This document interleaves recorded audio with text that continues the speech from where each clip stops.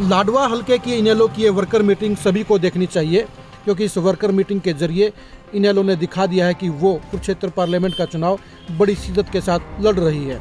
शेर सिंह बड़श्यामी की अगुवाई में ये जबरदस्त वर्कर मीटिंग इस तरफ इशारा कर रही है कि अभय सिंह चौटाला चुनावी दंगल में कमजोर नहीं रहेंगे, बल्कि वो आम आदमी पार्टी के सुशील गुप्ता और बीजेपी के नवीन जिंदल को कड़ी चुनौती पेश करेंगे। अभय सिंह चौटाला आज पहली बार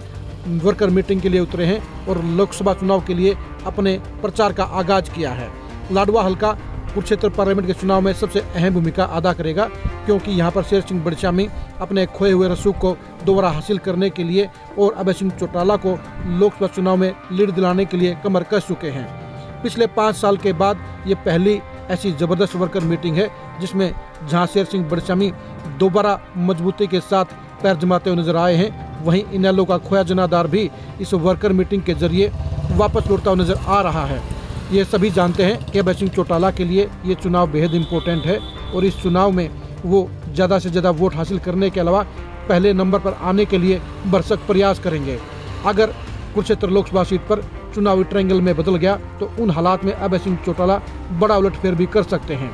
लेकिन अभय सिंह चौटाला जानते हैं कि उन्होंने 3 नंबर से अपनी रेस शुरू की है और पहले उन्हें सुशील गुप्ता को पछाड़ना है और उसके बाद नवीन जिंदल की घेराबंदी करनी है। जिस तरह से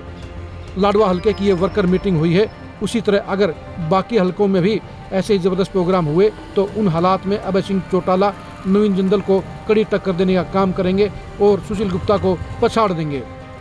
अभय सिंह चौटाला के लिए सबसे बड़े सुकून की बात यह है कि जहां एक तरफ रामपाल माजरा कलायत हलके से उनको लीड दिलाने के लिए हर मुमकिन कोशिश करेंगे, तो दूसरे छोर पर रादौर में श्याम सिंह राणा भी अपनी भूमिका को बड़ी शिद्दत के साथ अदा करेंगे। इन तीनों ही नेताओं के बलबूते पर अभय सिंह चौटाला लोकसभा चुनाव में जबरदस्त परफॉर्मेंस करने के मंसूबे रखते हैं।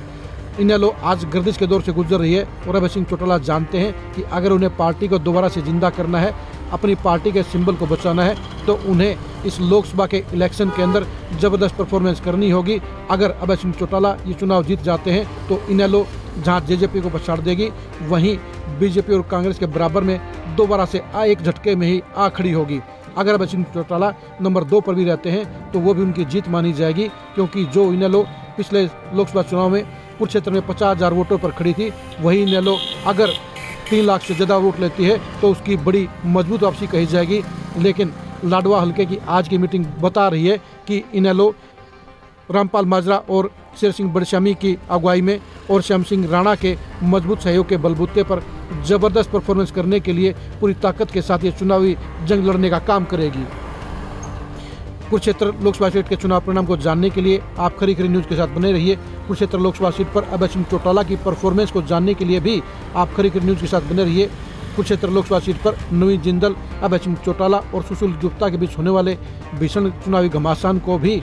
जानने के लिए आप खरी खरी न्यूज़ के साथ बने रहिए। आप हमारे फेसबुक पेज को फॉलो कीजिए, आप हमारे यूट्यूब चैनल को सब्सक्राइब कीजिए। नमस्कार।